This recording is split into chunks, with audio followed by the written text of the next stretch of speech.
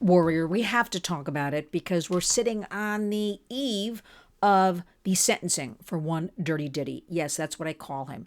Dirty Diddy. Degenerate. Triple D is actually what I call him.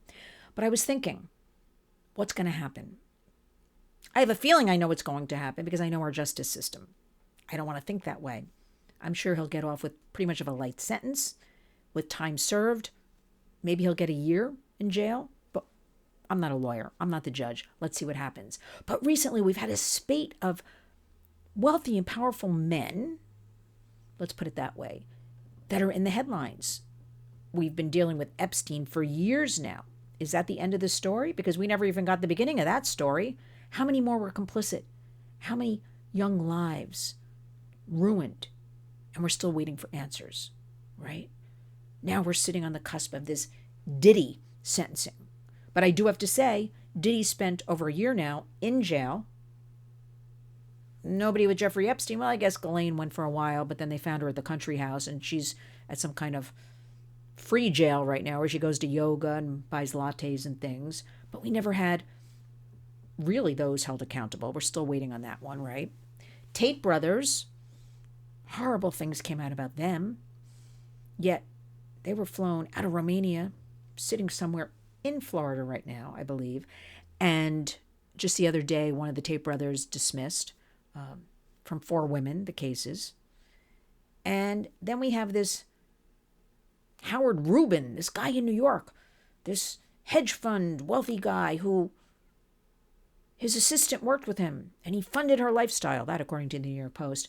And for years, she would lure women and traffic vulnerable women who may have been single moms and had kids, and she would troll for them and she would bring them to this degenerate right here in my neighborhood, right around the corner. I know the building. And do horrible things to them. And we're a family program, so I won't go into it. But shock collars and tasers and disgusting. And this is constantly, information put online. So I'm bringing all this to a head because as we sit here, and in my heart of hearts, I'd like to see somebody like a Dirty Diddy really pay the price. Because if we had true accountability and the public could see, maybe we'd save some lives. Maybe more men and women, because remember, from Diddy to Epstein to this Howard Rubin, always had women working with them to help them.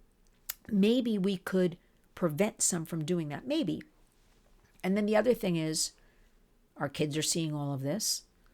And we wonder why we have a youth mental health crisis, and we wonder why boys in particular are subscribing to this toxic masculinity culture we hear about and falling through that rabbit hole we discuss sometimes and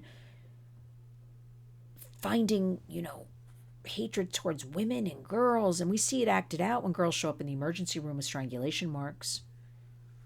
We know from the sex trade, it's not people just buying sex. Let's be real here. These sexual acts are cutting girls' and women's hair off, burning them, stabbing them. Acts of violence. There's a lot of violence out there. But you know what I want to talk about right now? All of the victims and survivors of any of this sexual abuse, exploitation, trafficking, enslavement. What must they think when they see time and time again, especially the ones who have bravely come forward? For instance, Cassie, who came forward in the Diddy case, right? Yes, she took money. Yes, she was off and on with him for years. Yes, but people do not understand, and it's something I've brought out repeatedly, what this psychological trauma is of being enslaved like that, of feeling hopeless, and this is your only spot with this person, of taking any crumbs you can get because you're addled by drugs or alcohol. Or maybe you have a child and you're in fear so you can't leave. Maybe you have no money at all. And don't say to me, well, I'd go work in CVS. Because, again, this is all psychological and trauma. And how are you going to actually physically do that? Make that move when you're in fear for your life, in fear for family members, in fear for your child, perhaps. So tomorrow weighs very heavily on me because we've been sitting with this for over a year now, the Diddy case. We at the Warriors have known victims of his. We've heard about it. Being a New Yorker, you hear things on the street. I started in the music business, so over the years I heard a lot of things. Do I have proof? No, I heard. And what a disservice to them. And again, those who bravely have come forward.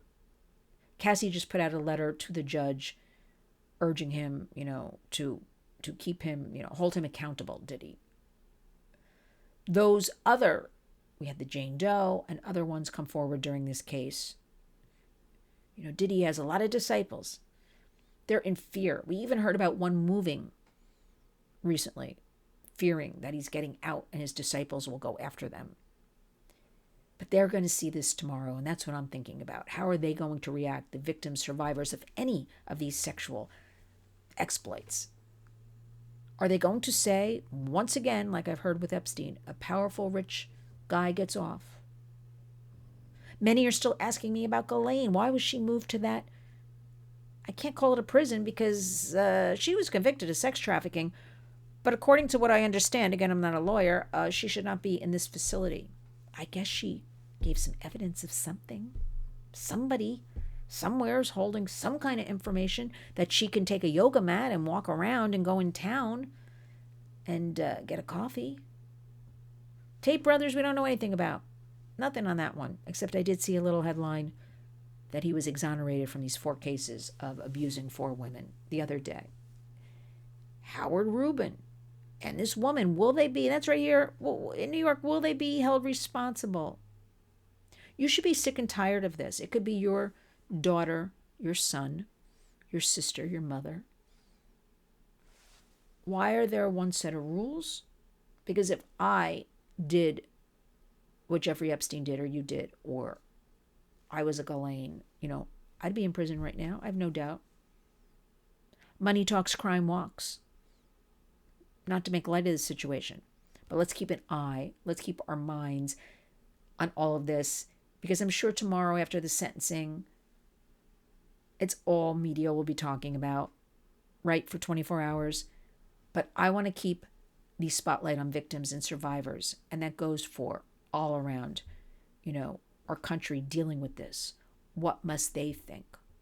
How are they dealing psychologically? Were they triggered? How do they deal with themselves? Most you'll never hear about. They don't come forward. They don't want to talk about any of this. So we must salute the courage of the ones who did come forward.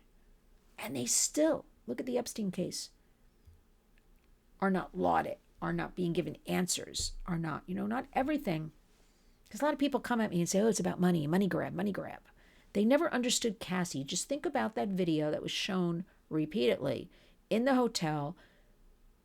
He's kicking her. She's on the floor. He's dragging her. She's running down the hallway without shoes on. She didn't want anybody to hear her, I would say. Trying to get on an elevator, and he comes after her in a bath towel. The degradation. Put yourself in somebody's shoes, because people say, that wouldn't happen to me. That wouldn't. I hear that all the time with this human trafficking from other women. Why don't they just run away? Again, it goes back to psychological trauma. We have to relook. We have to rethink and relook at everything around human trafficking, sex trafficking, even labor trafficking, a tougher one. Sex trafficking can be labor trafficking. We'll leave that for another video. But we have to get out of the mindset of it's the person's choice, because we have studies that show 91 to 97% of those in the sex trade did not choose this. Force, fraud, coercion. That is the definition of human trafficking, human slavery. Can you imagine 2025, we're talking about slavery? So we take a breath. If you have children or grandchildren, we've got to talk about these issues age appropriately. This is what's going on in our country today. We got to keep an eye on everything. We have to be involved in our children's lives as much as we can. We have to help those. I don't know how this can be done. Those that are overwhelmed, a single mom that might have to work 2-3 jobs, can't keep an eye on the kids. They're vulnerable to these traffickers. Kids are deluged today I like to say it's the 5 points. You've got everything from the social media, you've got entertainment, music, classroom, AI now. We must be warriors. I mean this when I say this. We must step up. The littlest thing in our own home to keep our kids safe, to keep ourselves safe. So I'll be sitting here, I'll be reporting about Dirty Diddy, because I want you to think about trauma, the mindset. I'll also be appearing on Nancy Grace tomorrow. We have a show scheduled. We've been doing Diddy for 13 months now with my thoughts, which will be with the victims and survivors always, and what's going to happen to them and others not even associated with the case, what they look at this and think.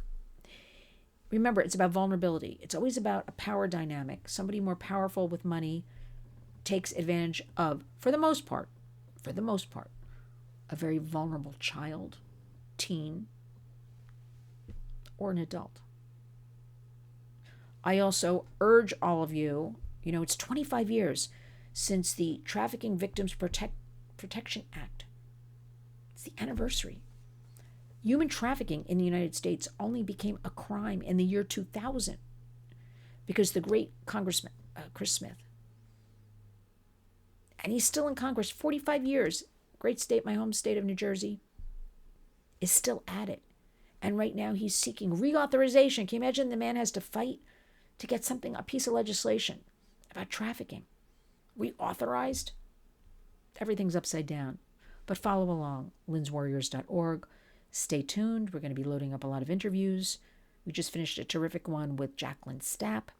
She is the board member and spokesperson for President Trump's initiative, campaign, Make America Fentanyl Free. We'll get that one up later. Understand, we just live in a new world. Understand and pray for the victims of all of this exploitation. And lend a hand and listen. Talk to your kids. And when you wake up each and every day, you must go out and be a warrior.